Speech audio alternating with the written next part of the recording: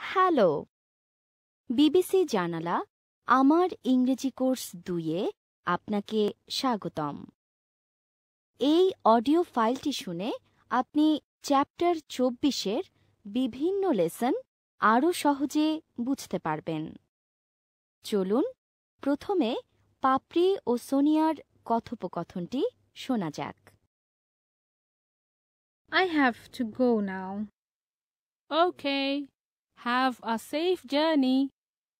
I will call you when I get to Dhaka. Okay. Bye. And take care. Goodbye. I will miss you. I will miss you too. চমৎকার! আপনি নিশ্চয়ই পাপড়ি ও সোনিয়ার কথোপকথনটি মনোযোগ দিয়ে শুনেছেন। এবার আমরা শুনব কাউকে বিদায় জানানোর জন্য প্রয়োজনীয় কিছু ইংরেজি শব্দ ও বাক্য। এই শব্দ ও বাক্যগুলো আপনি প্রথমে বাংলায় ও পরে ইংরেজিতে শুনবেন। বিদায়, Bye. বিদায়। Goodbye. আপনার যাত্রা নিরাপদ হোক। Have a safe journey. আমি আপনাকে ফোন করব। I will call you. আপনার কথা খুব মনে পড়বে। I will miss you. আপনার সঙ্গে পরিচিত হয়ে ভালো লাগলো। It was nice to meet you. পরে দেখা হবে। See you later. শীঘ্রই দেখা হবে। See you soon.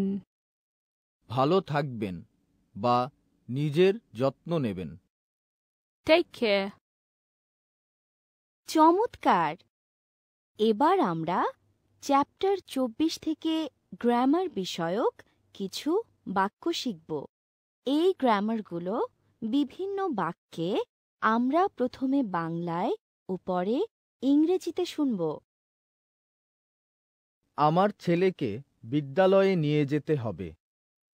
I have to take my son to school. আমাকে কাজে যেতে হবে। I have to go to work. মাকে আমার সাহায্য করতে হবে। I have to help my mother. আমাকে রাতের খাবার রান্না করতে হবে। I have to cook dinner. আমার ছেলেকে সাহায্য করতে হবে। I have to help my son. তার অনেক কেনাকাটা করতে হবে। She has to do a lot of shopping. অসাধারণ! এবার আমরা চ্যাপ্টার 24-এ শেখা উচ্চারণ রীতিটি বোঝার জন্য ইংরেজিতে পরপর 4টি বাক্য শুনব। বাক্যগুলোর অর্থ হল: আমার একটি টেলিভিশন আছে, আমার একটি মোবাইল ফোন আছে, আমাকে চলে যেতে হবে এবং আমাকে পড়াশোনা করতে হবে। I have a television. I have a mobile phone. I have to leave. I have to study. চমৎকার!